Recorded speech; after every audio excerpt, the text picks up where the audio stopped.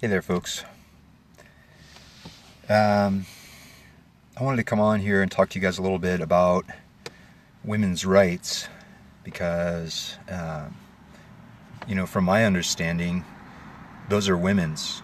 And there's really no reason that corporations should be trying to influence women's rights.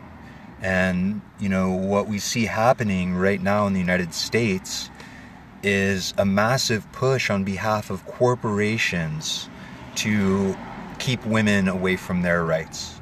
And it's really sad because the individual politicians and political groups like the Democrats and the Republicans are largely complicit. They're complicit because they take the money and they sell they basically sell the rights to they sell our women's rights. The politicians are selling our women's rights, and there are certain corporations that are buying the right to subjugate women. And it's really important right now to figure out which corporations are doing that. Who is spending money on hurting women's rights? And then once we figure out who is spending that money, we have to hold those people accountable. We have to go to those corporations and say, hey, this isn't okay with us. We don't believe that you should be able to take away women's rights by spending money on corrupt politicians. And, obviously it's not enough to hold the politicians accountable. The politicians are not willing to be accountable to us. That's why they take the money from the lobbyists. So what I'm saying, and the reason I'm making this video, is that I feel like it's very important for us to look at which corporations are disenfranchising women, which corporations are financially supporting these attacks on women. And if you believe these abortion bans are bad, which is what I believe, then we need to go to the companies that are financing these abortion bans and hold them directly accountable.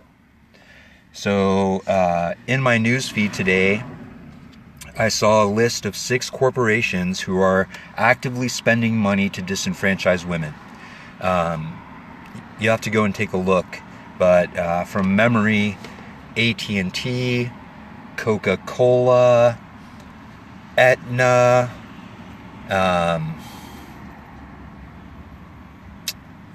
there's still 3 more that I can't just immediately remember.